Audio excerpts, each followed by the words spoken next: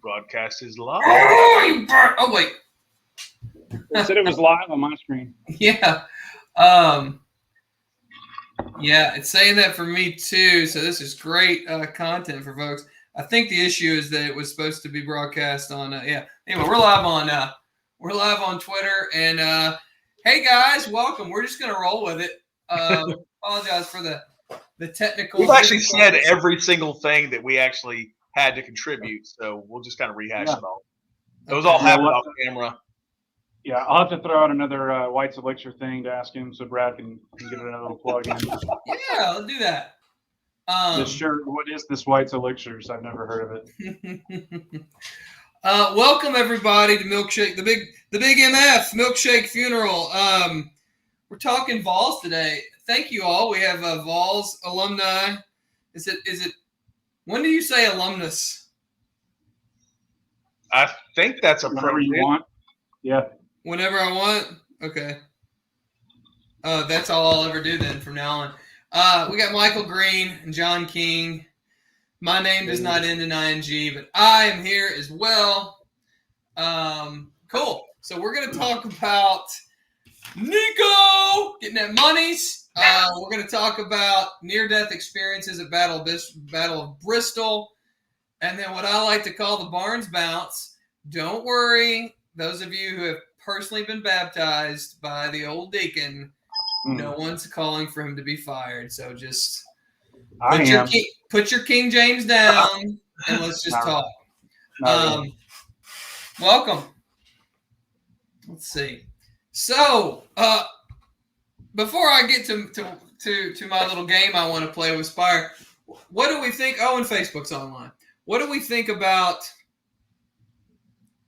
All right, let me preface it this way. I was in a very dark place with Tennessee football after hearing about the NIL numbers that A&M spent. I really wasn't even in a dark place after sitting at the Purdue game. We got nuts and bolts. We got screwed. But I was in a dark place once I started hearing about the numbers Texas A&M was spending on NIL deals, and we've all been in Knoxville. It's a wild place. I didn't know if there's money. There's money there, but I didn't know if we'd be able to get our shit together. Yeah. So, as someone who was before I got to the NBA program, I was a stockbroker. You know, we had to do all that. You had the terminals. Yeah, well, I mean, not even that, right? Just like money research in the counties, Knoxville, and then some of the outlying counties, around Lenore City, everything. It's loaded, man. Not in New York. Just think about the number of billionaires that you've got as UT alums. And I mean, and I'm talking all the way into like the Min-Cows and the John Compton. Well, John Compton's on $1 billion, but I mean, I bet you there's 7 of them. Ergen, Thunder, Haslam. Thunder, that's my favorite because it makes me think of Thundercats. But yeah, there's a lot of money there. So I guess my thing was, will they be able to get? Because in these other places, there's very clearly a concerted efforts, because the athletic department's not supposed to be able to talk to these people that are facilitating the university and talk to these people facilitating these deals. They just magically end up putting the right money with the right players that the coaches want. It just manifests itself. It's amazing. I was very doubtful. It was not about the amount of money, but that the forces could align to make it happen. Are y'all surprised that we've been able to make it happen so quickly? That's the first part. And then my follow-up is, did we need to consider spreading the money out amongst... Yeah. I mean, I don't know. You could argue that Virginia Tech, once they got Michael Vick, that was all they needed to get to a national championship game. I mean, their defense was good, but he was, Are you saying Nico is Michael Vick? No, I mean, I think he'll be a better thrower. But he won't be as good of a runner. But no. All right, so are y'all surprised? I get your point. Absolutely shocked, quite honestly. I mean, it all goes back to the same things that always happen with Tennessee, in that there's way too many cooks in the kitchen. The old saying, not too many chiefs, not enough Indians, and everyone wants to swing their around and and act like they're the biggest, baddest guy in the room, and no one wants to go in a given like common direction. Yeah. And it's just egos. That's all that school has ever seemed to be since Joe Johnson left, because he was the only one that can commanded enough presence to make people go, okay, we'll let you tell us, and we'll just kind of fall in line. Now, is he the one that's so? Maybe give some color, as they might say on Succession, around this deal. Who is leading? How did Spyre make this happen? Because to me, what I'm hearing from you and what I think is like maybe Thundercat Thornton would have been like, I'm not giving you my money unless it goes to Arch Manning or whatever. How did they get this amount of money together? And like, it just, I can't believe how smoothly this went. As a Tennessee fan, I don't understand this.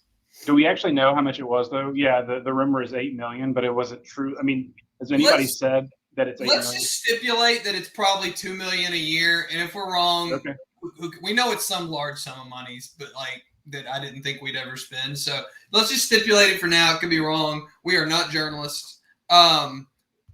So what do you? Whatever you don't hold us to any standards at all. Yeah. No, I will not. Never. We're Tennessee fans. We don't have standards. So should we announce that we went to the MBA program together? Because we probably don't want to throw them in with this either. So.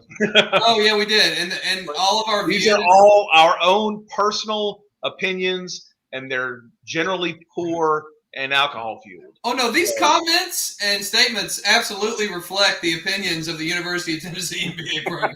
Make no mistake.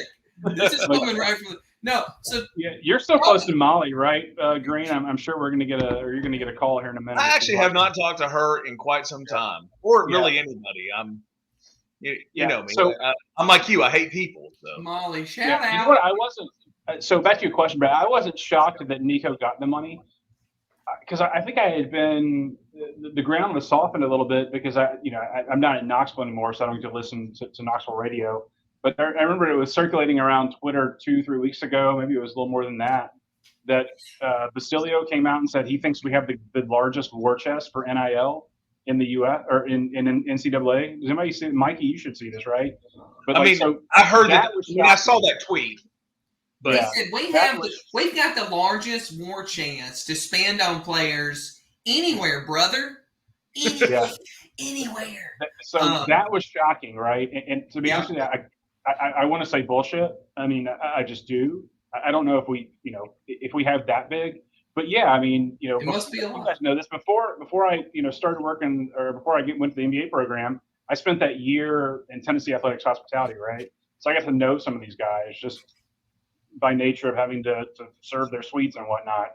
There is a ton of money around there. And if we want to win, and there was, like Mikey was saying, if we can get everybody to pull in the right direction, I wasn't shocked the money was there. I was shocked that we were pulling in the right direction. And then essentially, I guess Tony Basilio was a little bit shocking as well. John King, brother, you're making a good point there. Oh, I'm not going to be able to stop impersonating. I've got to stop. I've got to stop. Y'all both know way more about the inner workings and Knoxville and the athletic department. And what I want to know, if you know, you may not, you do have some inside sources. How did Spyre? How did they do this? Like, I keep trying to think of historical. Like, I'm sure there was some British king that united all. I mean, not to take this thing dark and like global political stuff, but I would have thought it was like Russian mafia money up until about a month ago. Oh, Jesus! Like something just anything but something you could expect and imagine. It would be something completely different than that. Like, I don't know, that they're like selling black market kidneys and pulling profits from that in order to fund 5 stars. Like that's kind of the thing I was looking for. The perspective. I'm going to be really disappointed if they just got 4 billionaires in a room and everyone just started cutting checks. It's like, yep, whatever Heupel says, we're doing it. No problem. Is that what happened? Like, I don't know anything about Spyre. I know it's Occam's razor, right? The most obvious thing is usually that.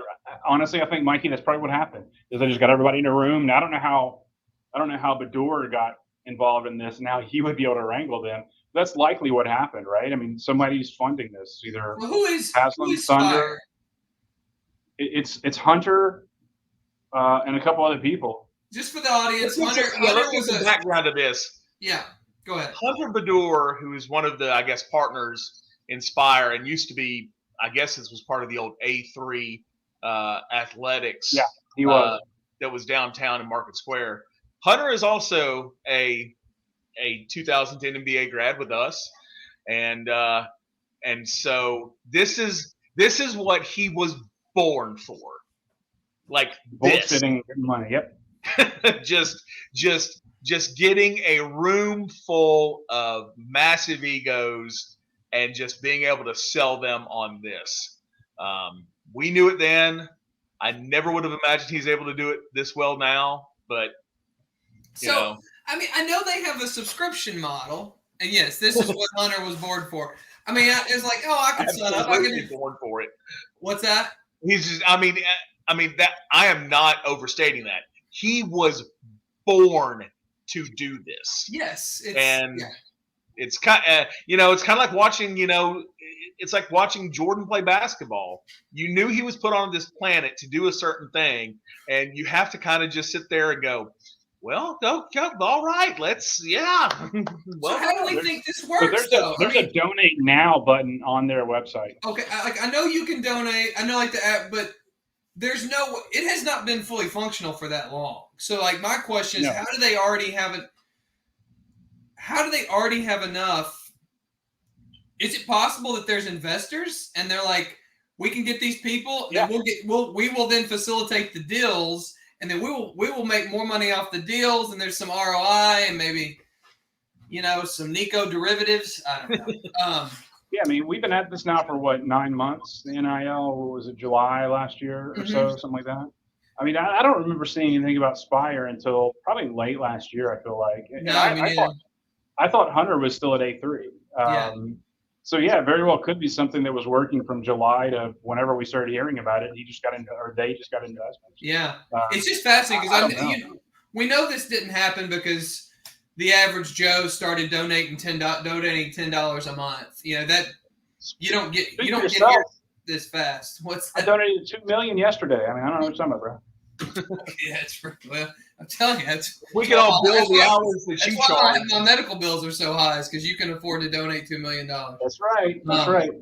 But yeah, okay. Well, I'm shocked. I'm very happy about how angry the other fan bases are. It keeps me warm on cold nights. I feel like it had been trending that way for a while, right? We've been hearing about Nico 2 months now, 3 months, 4 months. Yeah, that's the picture in the G63. In the Letterman ball and all that. What was that? Sorry, I didn't catch you, Mikey. I was saying that picture of him sitting like out of the sunroof in that G-class. Yeah, that was a new one. AMG 63. Yeah, it looks like it's on the cover of some like I don't know, 3-6 Mafia. Oh yeah. MJG rap album cover from like 1999. He's got the sunglasses from the villain from what was it, Cyborg? What was the Van Damme movie? God. What was that? Cyborg. There are like 4 people that ever watched that, Brad.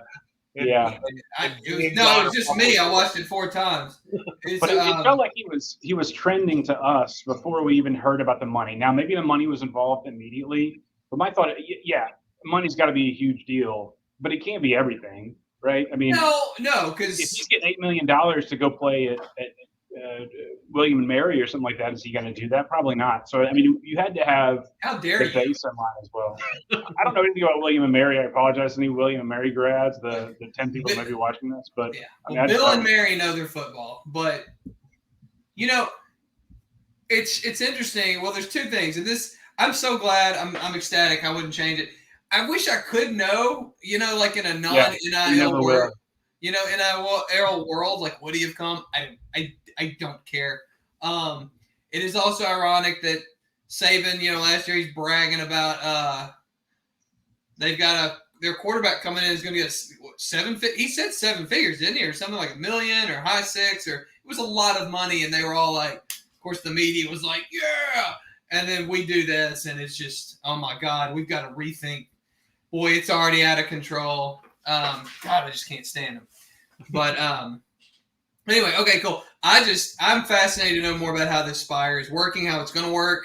I know Hendon Hooker already got a pretty nice. I mean, he's going to be making a lot next year.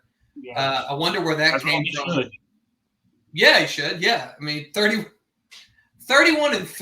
Like, yeah. I mean, there's just nothing to complain about. Like, there's just nothing you can complain about. Here's one question I've got for the two of you guys. How long before this all blows up in our faces? It has to be blows up in our face. I thought you were going to go somewhere else. Well, blows up in our face. I think it's the Wild West right now. That there's no regulation. That how's it going to blow up in our face? Yeah. I thought you were going to ask how long until they regulate it, and it'll be like very soon. There's no way. How are they going to regulate it? I don't know. You know what I mean? Find out some way to do it. They'll find some way to do it. They'll find some way to tax the school a certain percentage of NIL money that's gone out. Who's going to do that? The IRS. I don't know. No, see, I mean the IRS, they're going to get theirs. Nico better get a good accountant. But that's what at the end of the day is the level of work and lawyers and arguing and bad blood that has to be spilled in the NFL to come to a CBA, which is essentially what it would take. Multiply that times 1,000 with all these conferences, these presidents, even inside the conferences, some of them hate each other. I think that the only possible regulation will be self-regulation in the sense that some of this money may not pan out. And some guys might start saying, you know what? Maybe $2 million out of my marketing budget to help you sign a player didn't actually help me sell more refrigerators, so maybe I'm going to stop. I mean, other than that, it's an arms race. Like college football is always an arms race. It just gets bigger and bigger. The locker rooms cost more money. The stadiums cost more money. Moderate. There is no stop. I don't know. It's crazy. It will be interesting to see. I still think they're going to figure out some way to regulate it. Either I don't know what it is, right? If it's eligibility or something, they have. If I could just figure out who they would be, because the NCAA ain't going to do it. That's a fair question. They ain't getting their money now. I mean, they're going to continue making their money like what they've been currently doing. But if they're not going to see a dime of all this money floating around, they're going to want a little piece of the pie. I feel like it's the NCAA. Of course, they're going to want a piece of the pie. We'll see what happens. I feel like what is it in Godfather when they say, "Oh, the Corleone ain't even got that kind of juice anymore." I mean, I think that's how everybody feels about the NCAA. It's like I felt that way for a long time, and then the last 3 years more so because Wade. Like, how is Will Wade? How does he still have a job? Yeah, they finally got him. I mean, but 3 years, that's kind of ridiculous. Yeah. Okay, cool. Yeah, and Mike, thank you for sharing that. I think it is. I think it wasn't working, and now it's working. The Twitter feed, so we're all good. I think. Okay, well then, cool. Let's play a little game. How much for how much? In honor of the gentleman that got shot at the start of Lethal Weapon 1. A little how much for how much? How much would we have paid for Eric Berry? What would his NIL deal have been? I've got 5 people here. 4. Well, if we're going by, I mean, we could get NBA on this, right? I was wondering who was going to try to adjust. Are we talking 2007 time value of money? What are we talking about here? Yeah. No. Right. So. No. Eric Berry was number 3 coming out, right? Yeah. Number 1 cornerback or number 1 defensive back. He was number 3 in the nation. If Nico I've seen him anywhere from 3 to 7. So just devalue that $8 million by, he's a quarterback too. So then you got to add another factor in. Right. I don't know, a couple million maybe. Per? No. Total. Okay. Yeah. All right. I could say $750 a year. So you're talking $3 million. Yeah. So there you go. Yeah. Okay. Nice. Peyton Manning. That was for. I mean, I don't really even remember seeing recruiting rankings for him, but he had the name. I mean, how much is Arch going to get? I guess that's the question. That would be interesting. I'll be shocked if he gets as much as Nico. I don't know. We'll see. I think Peyton. I'm not gonna do time value of my or whatever. I'm just y'all know I didn't like most of the things in the NBA program. But I will per year or what are we doing? Have we decided if we're doing per year or total? I would do per year, but like total. Yeah, tough, right? Like, you're doing 3 or Derek 4. leaves early. Yeah, that's what I'm saying. 3 or 4. Yeah, let's do per year. Gosh, in today's money, he'd be at $3 million, I would say per year. Yeah, I'm going with Mikey here. 4? Yeah, he had the name. I mean, and he's going to A&M, right? That dude coming out of Newman was a $15 million kid. Yeah. In today's money, easy. Yeah. Easy. Bill Parcells. He's the first pick this year, next year, and the year after. Jamal Lewis. Ooh. I don't even remember what Jamal's recruiting ranking was. He was like one of the top ones. He was the toast of Georgia. That was like 95 too, 96. Yeah. Don't you do that NBA bullshit. Today's dollars, Michael. Or Jamal. I'm thinking more than Nico, honestly. 2.5. Really? For a running back? I mean, you only got him for about a year, but that guy was an absolute. I'd go same. He was healthy. He was such a force. It was absurd. Yeah, I'd go same money. I'd do same money as what Nico got. Yeah, the hard thing is here, a running back was more valuable then than it is now. Yeah, that's true. You know what I mean? Nobody gives a damn in Josh Heupel's offense unless you can catch the ball out of the flat. Like it doesn't even matter if you can block anymore, really. They're going to be open because you've got to worry about 4 crazy speed maniacs sprinting all over the field. Like, God, my Heupel tattoo is almost completely finished on my back. It's going to be a few. Is it like the braid with the stars? Please tell me it is. It's the stars are his eyes. So I haven't asked you this, Brad. Is Heupel the next? It can't be Shula. It can't be Shula. Is it the next Mike Price? Oh God, no. And there's a story here. There's a background joke behind this for everybody that's watching. I think he's a Lincoln Riley. Okay, that's fair. Yeah. And I think what's beautiful about this NIL, if there was any, and I'm not even sure that the criticism of can he recruit is really founded, because if you look at, I mean, he's gotten some players. This is really the first time though he's been at a place where a lot of the top talent would even consider. But let's just, for argument's sake, say that is some kind of weakness. This NIL shit could not have come along at a better time for him, because it's for sure. I have no doubt about his X's and O's. A little about sometimes his time management. He gets a little greedy. But no. Well, no. Yeah, I said that Derek Dooley was going to be the next Mike Shula when he was hired, and he really didn't even achieve that, as you pointed out. Sitting in our living room, I can still remember coming in the door. Actually, I think I was leaving, and you were asking me that question. I can still remember like it was yesterday. God. You were no shirt. You had no shirt on. You had your little orange running. You used to wear swim trunks to run in. Yeah, I sweat a lot. It just makes sense. But yeah, that. And he didn't. I don't think he even achieved that. All right, here's the last one. This is fun. Henry Toa.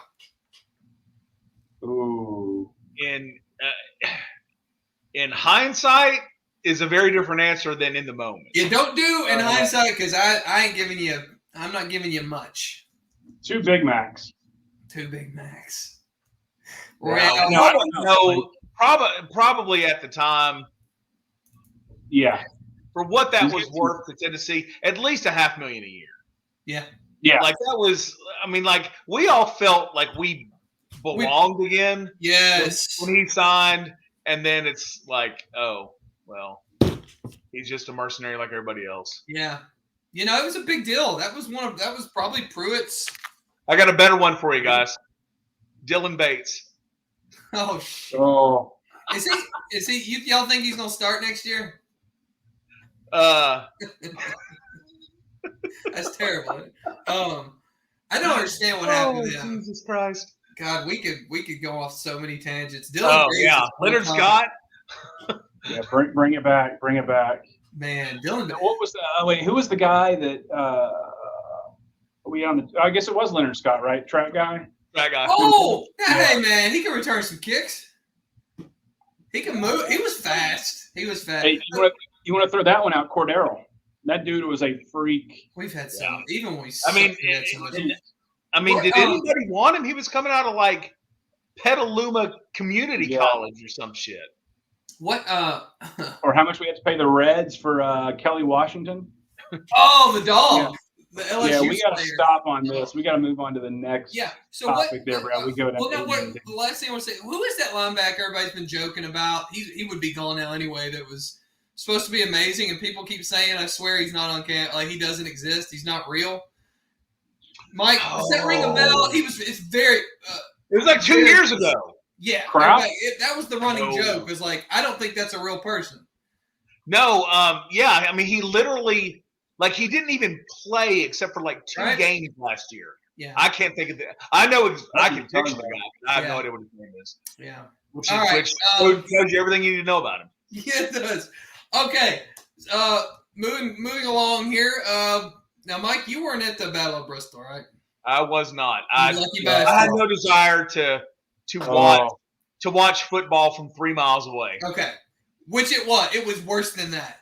That was the worst sporting experience I've ever had in my life, and it's not even say that. And more people need to admit that. It was terrible. Something like that never happens again. They should never do it. They were so unprepared. Well, first of all, the seats, and part of that's on me. Buyer beware. You show up at a massive racetrack, you should not expect to be able to see 100-yard field. What? I'll eat that, but.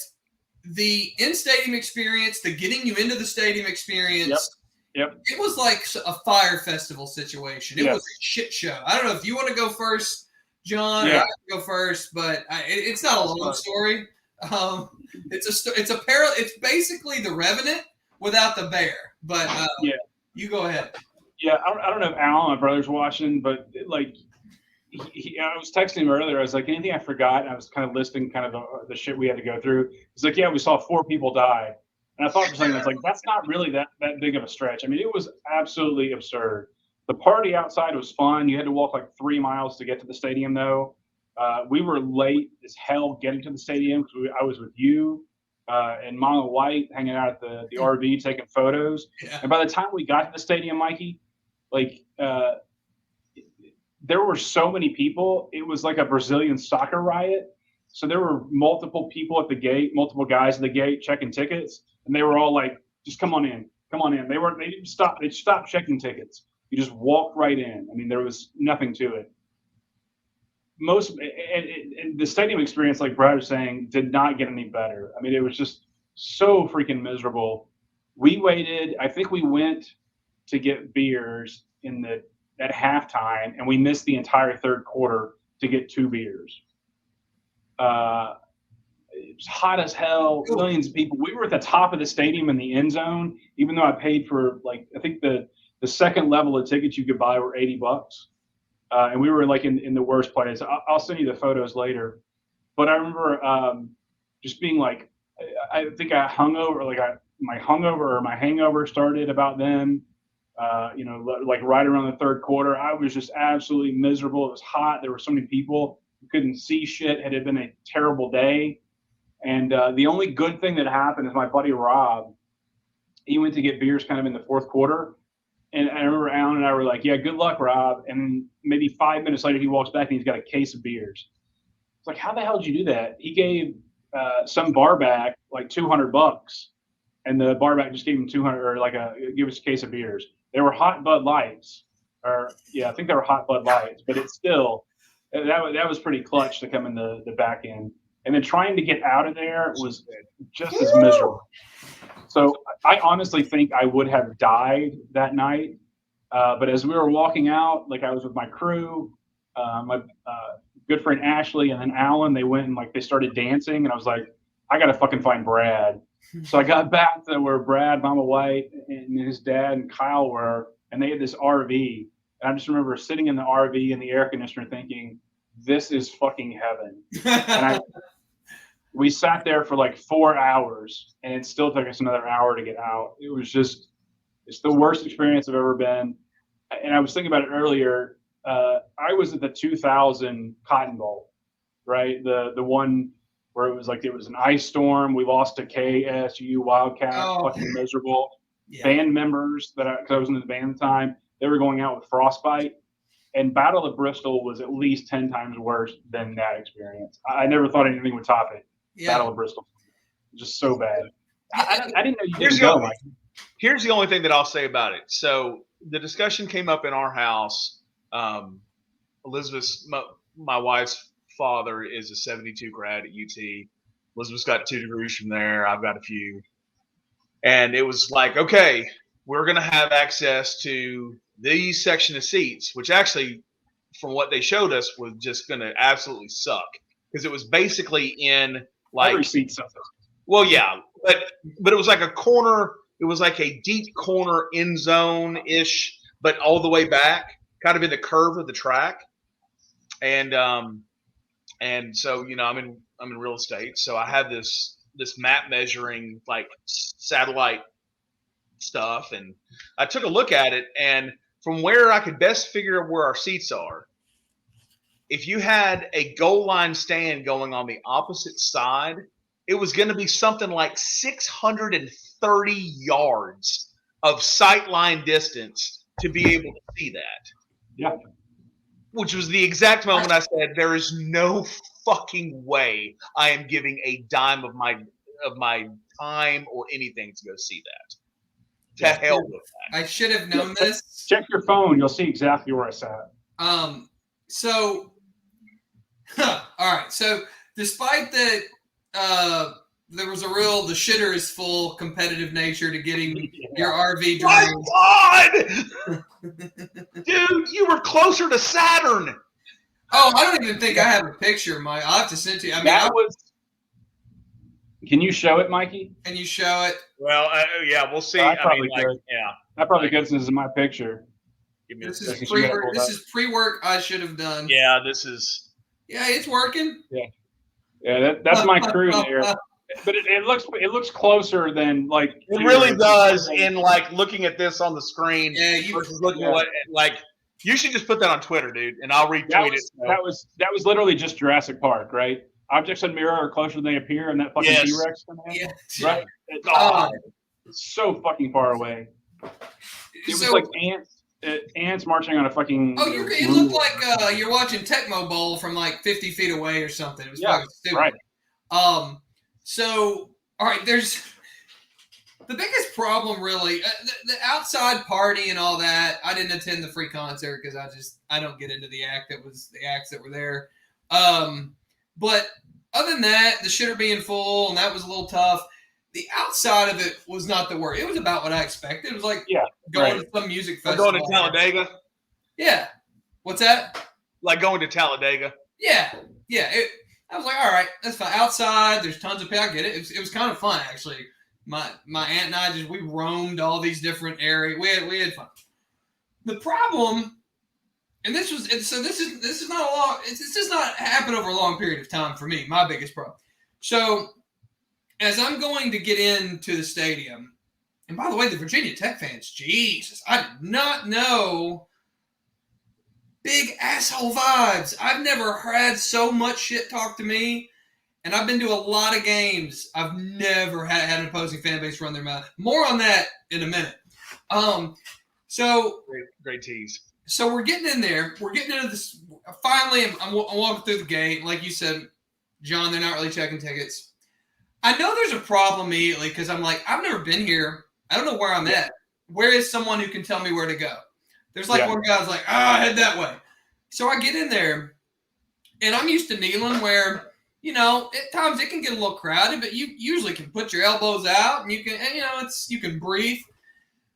So as I'm trying to get to my seat, the crowd is thickening like the blood of someone who's recently died. Like it is just like, that's a dark metaphor. It's that really is a weird. I know. It's just I don't know. my brain's on coagulation. I haven't even watched a vampire like stuff. soup with flour would have been better than that one. But go ahead. Something freshly poured some. Anyway. That's like from Blade 1 with like Steven Dorff and all that. Yes. Well done. Blood tornado. Hang on. All right, hang with me. So it's starting to thicken so much, and this has never happened in my life. That's what she said. That there are bodies pressing behind me and in front of me. That to the point I could not fully take a breath. And this was not in my head. Right. Yes. Yeah. This was like physical barriers on either side of me. Yes. Now, luckily, I'm of average height. I'm certainly not tall, and I'm not Tom Cruise. So the next bit of fun in this house of horrors, I noticed that I feel like I'm getting close to passing out.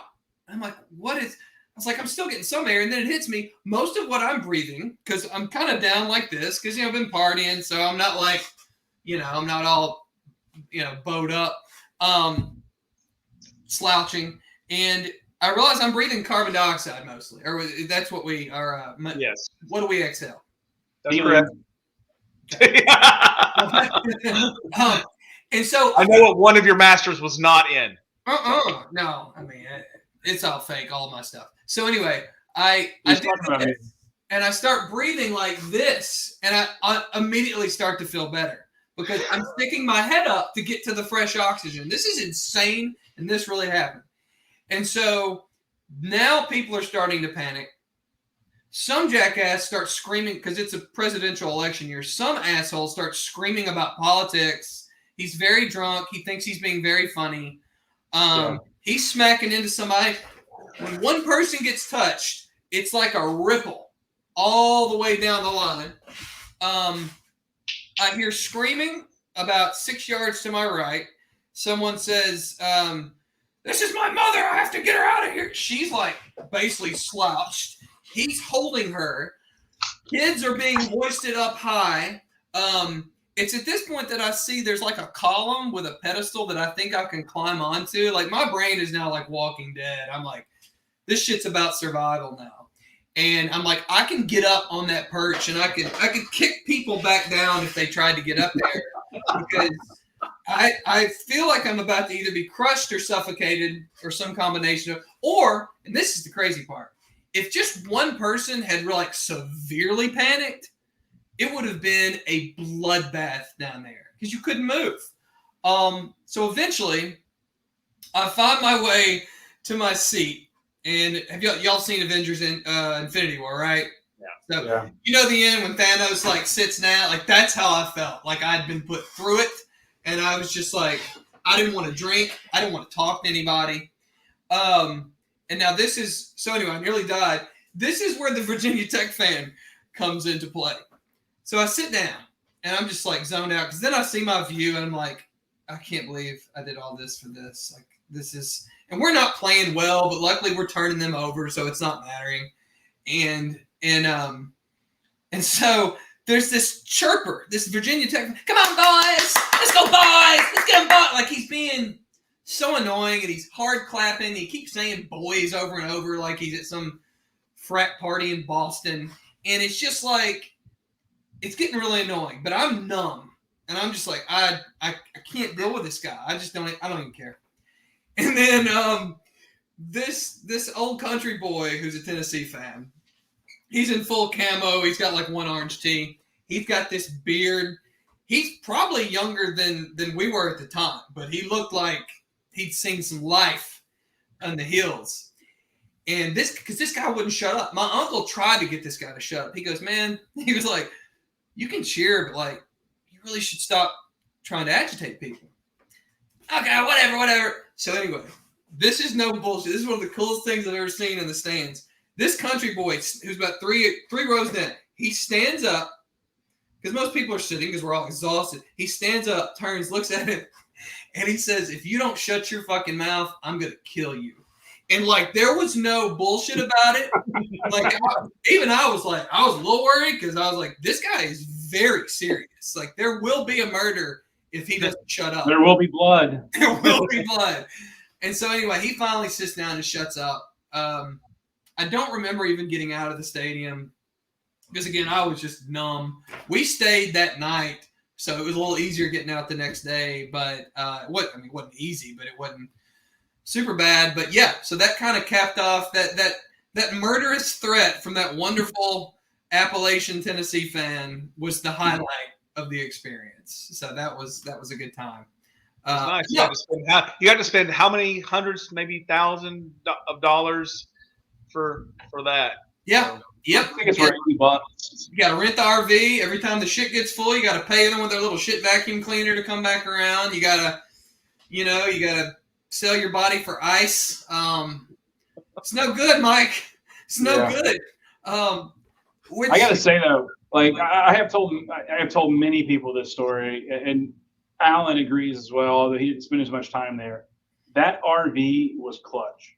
Like having that thing there, being able to get out of the shit show that was going on, not just in and around the stadium, but getting out of it, having air conditioning.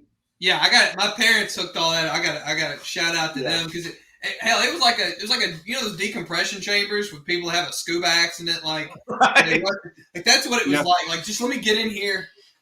Oh my God, let me just get back to zero. Let me just chill out. Yeah. Okay. I went in there for a little while before the game, and I went in for a long while after the game. I remember your mom was like, "Do you want a Jello shot?" Or maybe you were probably offering Jello shots. She was offering me food and drinks. I was like, "No, I just need to sit in the RV for a few minutes. I just need to sit." Yeah. Right. Yeah. No, it was not good. All that to watch Lyle Jones. And I know that we probably sound like old fogies here, but it was. At that point in time, I was still John King party John King, and I was absolutely fucking miserable. Yeah, because the party leading up to it was fairly fun, but that was. I mean, I've had a loaded gun pointed in my face, and I still think that is the closest I've ever gotten to dying. Like, I've seen this shit on movies where it's like panics and crowds and like.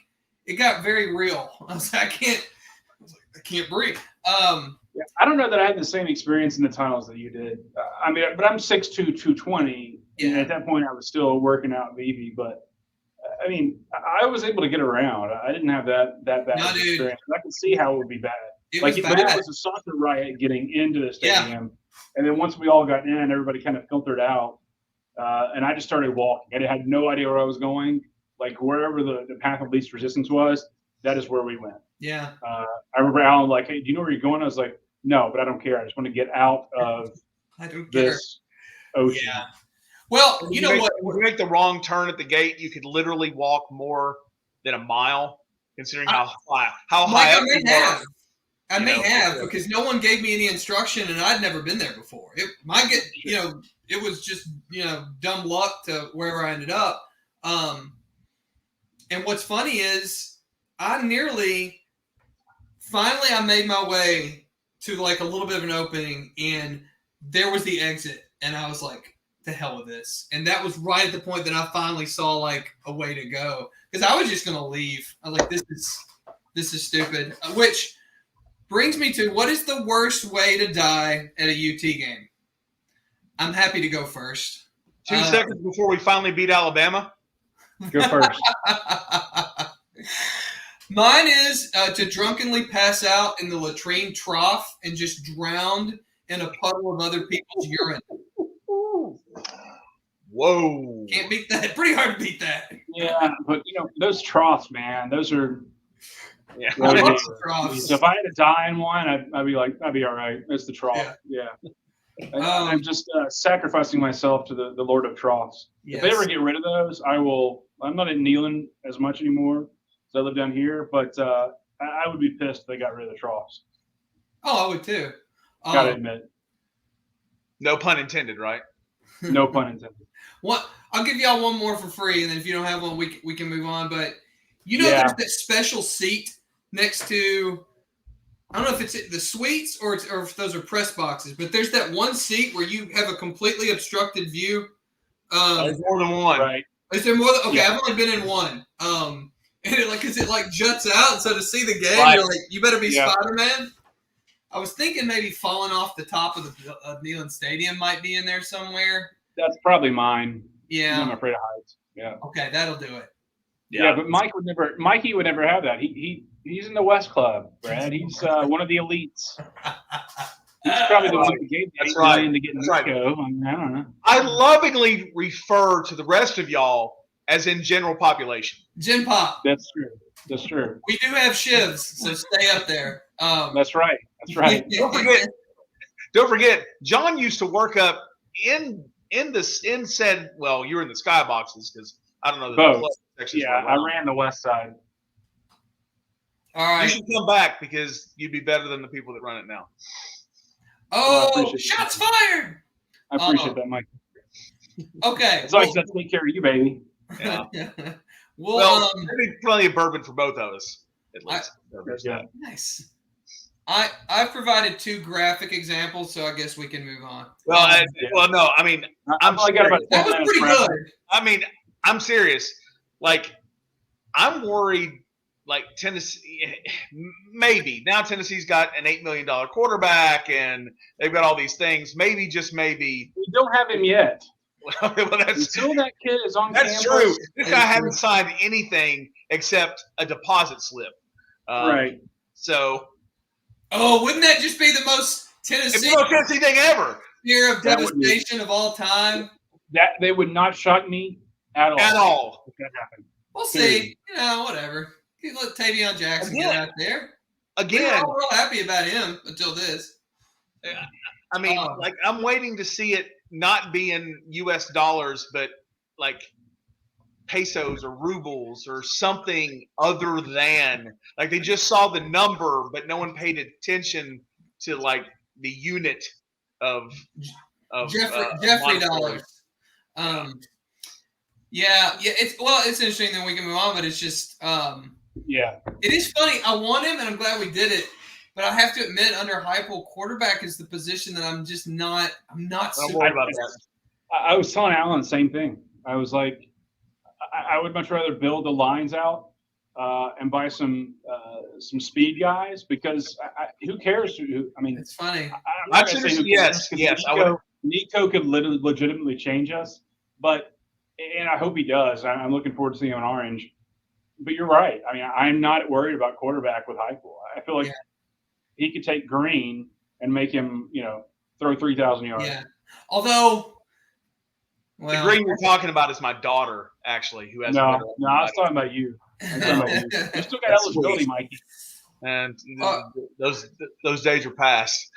Yeah, let's hit Barnes. I got about 10 minutes. All right, let's do it. We're gonna save John. We texted a little bit about Kiffin. We'll save that.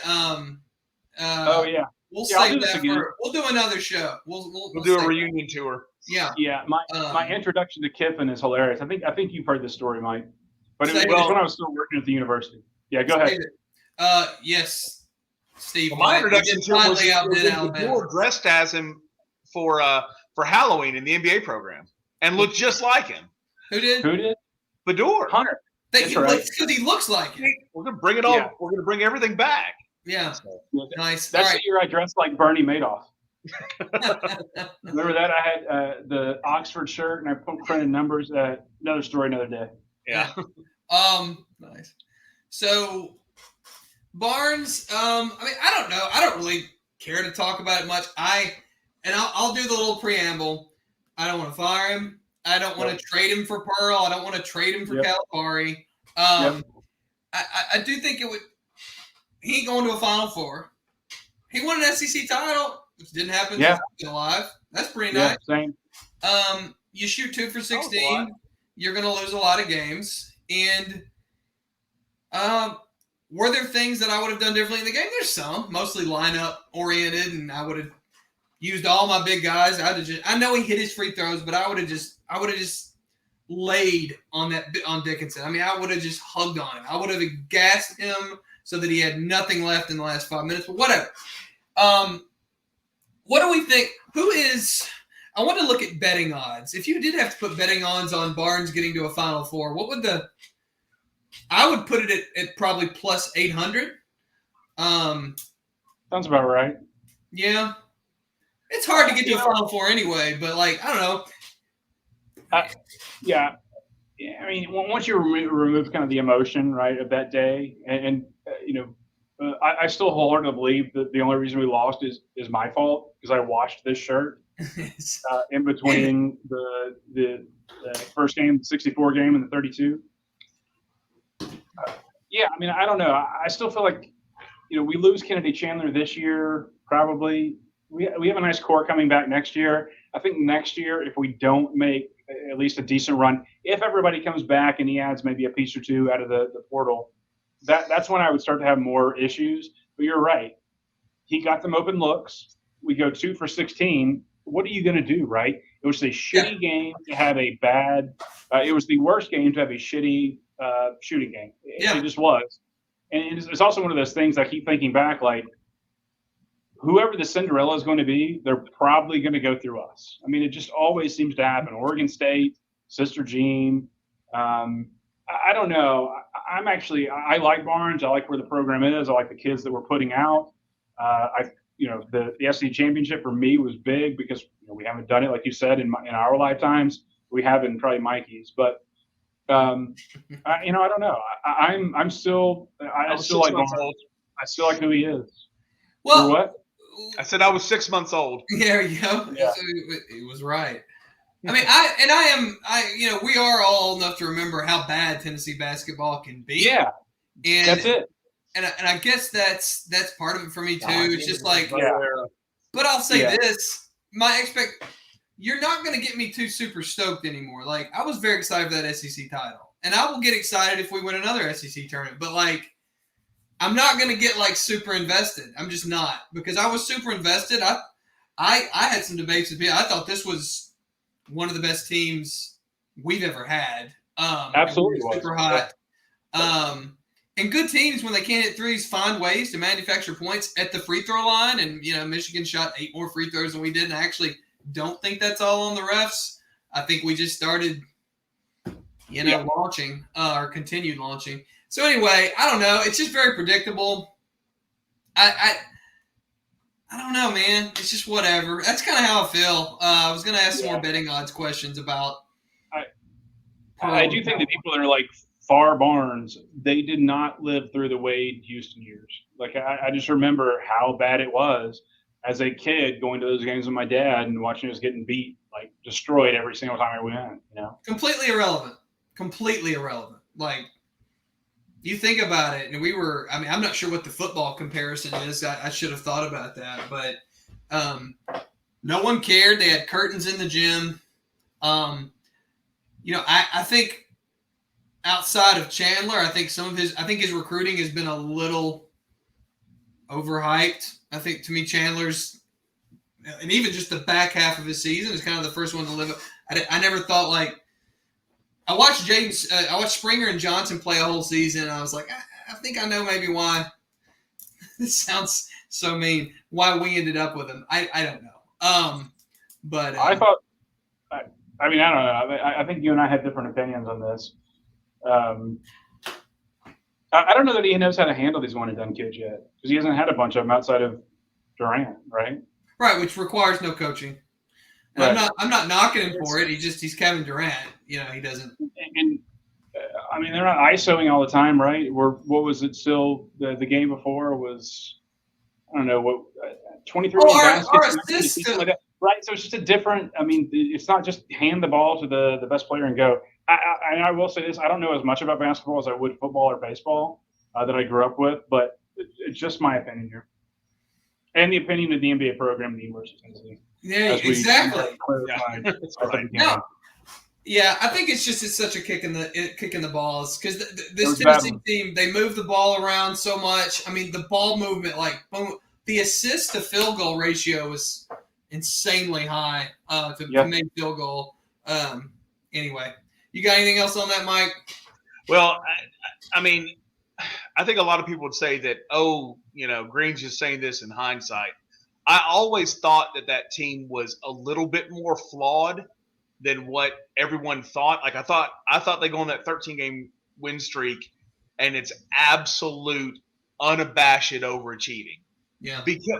Mainly because they are a team that even with guys like Kennedy Chandler, like they don't have a guy that when you're struggling can go out and go out and get you 4 buckets in the span of a 2 or 3 minute span to save your game. Like we haven't had that in a long time. Chandler got close. I mean, maybe he makes maybe one more of those drives. Yeah, he played his ass off. I mean, I think back to guys like somebody said this to me the other day, and I actually can't even think of who it was. But someone said a guy like a Jerron Mayman, like a guy that when you're just nothing's working, and it seems like every single bad luck thing can be going your way. Feed the guy, and he'll get you too. And I've watched Tennessee have a couple of those halves where they just go they go that 8-minute stretch, and just like John said, that's what I was going to say. It doesn't make any sense. Our Achilles heel was scoring droughts. Like when we lost games, it was because we'd go 4, 5, 6 plus minutes without scoring. And we got so many athletes. Like, why is there not a one Triple J?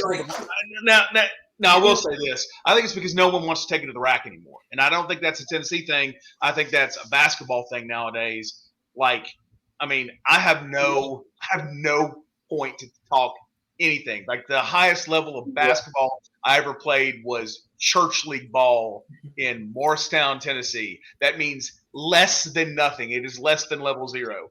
But to me, basketball is working through the paint and just sometimes you just have to be meaner than the other guy. It's just like line play in football.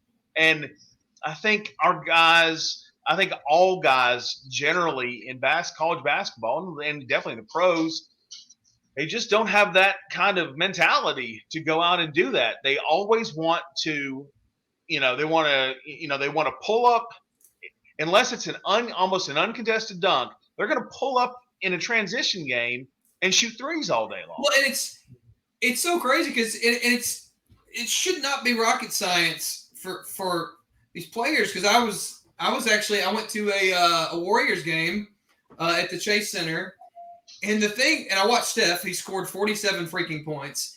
And the thing that I was so mad, it wasn't the threes that he was. One of my best friends was at that exact same game. That's right. Yes.